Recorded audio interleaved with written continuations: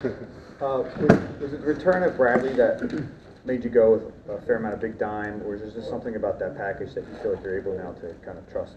No, I think it was just for that week. You know, we thought that the matchups that we had with the depth that we had and the people that we had presented well in dime, and so that was our, you know, our one of our plans for that week. How big were the 2 weeks off or the 2 weeks for Byard, really kind of diving into the defense and maybe helping his comfort level? Yeah, I think just more time for anybody is just great, you know, and I think, you know, I would defer to him to see how big it was for him, but I think for us, I think it's just more time, and he was able to get home and be with his family and reflect on some things and really detail in, and he's such a professional player and such a smart player, and he had such a great dimension to our team, and you know, it's such a pleasure having him. Sean, Reed had maybe not necessarily any highlight reel plays, but he had a bunch of tackles in the open field where, you know, good Chiefs plays didn't become great plays. How, you know, important was he to the win on Monday night and the whole season? Critical. I mean, for us, those are highlight plays, you know, and when we watch the tape, and those are big time plays, and he's answered the bell for us repeatedly. He's done a great job with that. And he's going to keep getting better too, you know, and keep improving. That's the great thing about him is he's just so hungry to keep improving week in and week out. Is that why he's the guy all the way back in the victory formation? You know, that's an offensive formation, offensive question, so I'm going to defer to that. But yeah, I would guess so too. I would guess so that as well. What did it mean to have Bradley Roby kind of back and stabilize that slot position?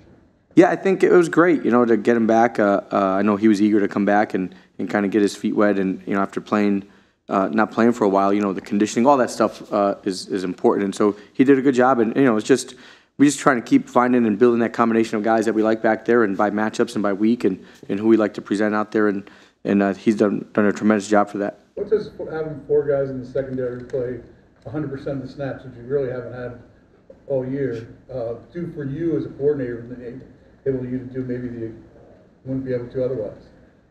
You know, I think it's just at every position, you just always love to have continuity, you know, because I think when the guys play with each other and play amongst each other and then communicate with each other, they're hearing the same voices, they're kind of feeling off each other, they'll be able to play off each other, they're able to communicate different tips and tendencies that they see. So I think that helps just amongst the group, you know, is that, okay, we know who's talking to us, we know what's happening, we know how this person sees the game and plays the game on this route or this, you know, fit, and this person does it this way. And then I think that just helps. I think that's the big part of it, and so it's great to have that.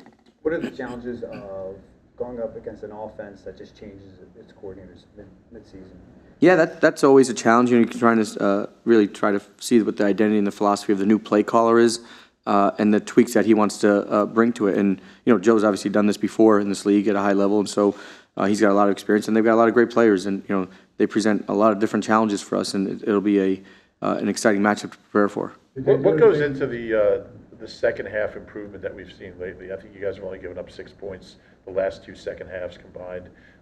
What are the factors that go into that? You know, I think our players do a great job of understanding what's happening. The coaches, I mean, each of these position coaches, when they meet with their guys, they're obviously meeting with them throughout the first half in between series.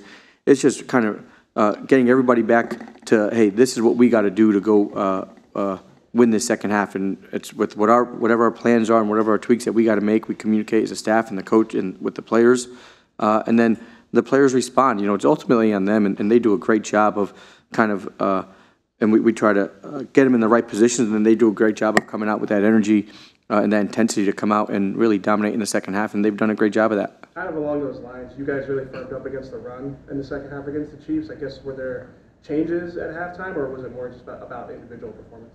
No, I think we always, it's always a bit of both. You know, we always try to make some changes and put our guys in the best positions to play, and then our guys go out and execute it. You know, and they own that, and then we as a staff own the responsibility that we got to make in terms of putting our guys in the positions that we need to put them into to make them execute. Sean, how tough is it to find ways to contain Josh Allen? Because he's another one of those guys who's unpredictable. Yeah, that's a great question. I mean, it's really hard. It's really hard. He can beat you in throwing the ball, running the ball as a true runner with the quarterback run game, and then as a scrambler, you know, and he can create explosives in a lot of different ways. He's big, he's physical, he's tough. He's accurate. He's got a strong arm. So all those things present unique challenges for sure. But that's the NFL, right? Each week you face a different person and a different team and a different identity, and you got to adjust and adapt to those teams and identities and try to come up with the best plan to put our guys in position to go win. What's the biggest challenge about this week, not only being a short week, but also a holiday week where the schedule gets jumbled a little bit? What's the biggest challenge as a coordinator in that regard? You know, I think it's just about trying to make sure the plan that we have is simplistic enough for our guys to go master and execute. And our guys do a great job in terms of taking a lot of ownership in their preparation, the players and coaches. And then making sure it's enough to go ahead and win this game. And then obviously trying to manage the importance of the holidays and being with their family and friends, and the importance of preparing for the game and putting the time in that way. And Coach does a great job with the schedule to allow for all that to happen. Josh and Hassan both played over 65 snaps. And I know the defense as a whole, I think played 79, so it was abnormally high. But how do you kind of weigh, I guess, the importance of other star players, and it's hard to take them off the field, but how do you weigh that versus keeping them fresh for the stretch run of the playoffs? That's a balance, you know, and that's always a challenge and something that we're constantly talking about, you know, obviously throughout the week and even in the game. And then it's just based on game flow, to be honest, you know, because you go into the plan with the game, and if the game goes a certain way, you know, your reps account for a certain way, but then it's also the volume of reps you get by quarter. And that's really unpredictable, you know, and so in that second half we had, you know, a good bit of reps. The whole game we had a good bit of reps. And so it's just a matter of managing. And then really, you know, our coaches, Coach Washburn in that instance, does a great job of communicating to the guys. And it's just a dialogue. Okay, here's where we're at, and then you move forward and you go that way. And those two players you mentioned, you know, they've been phenomenal in terms of responding that way. And they've both been very good at the end of games this year, Josh and Hassan. How much does that kind of, I guess, their fitness level and their ability to play well at the end of games go into, you know, being up in the 80 to 85% range?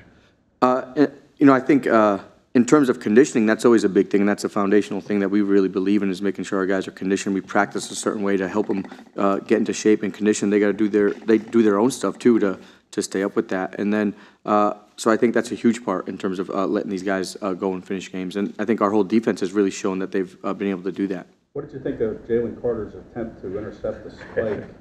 Did you guys talk about that, or is that just something that was like, wow, what did he just do? No, I can't say that.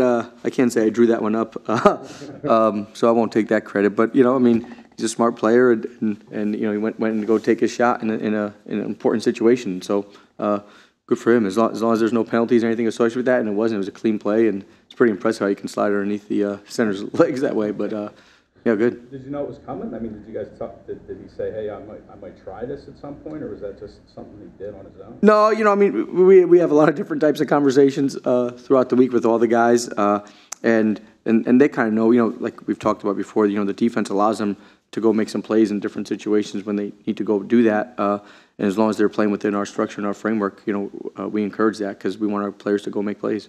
What about Fletch jumping over the Chiefs' offensive line? Is that a coaching point? Yeah, you know, the big thing there is you don't want to hit those guys. You got to get back on track, and Fletch did a great job. Got skinny and got back and got lined up quickly there, and so that's the big point there. You know, in those tempo situations, we got to get ready to keep playing the next play and getting the huddle call in. From my perspective, to the signal caller on the field, and them getting that call out and getting us aligned and getting ready to execute. Couple more, please. Couple more. We're not. All right, thanks, guys.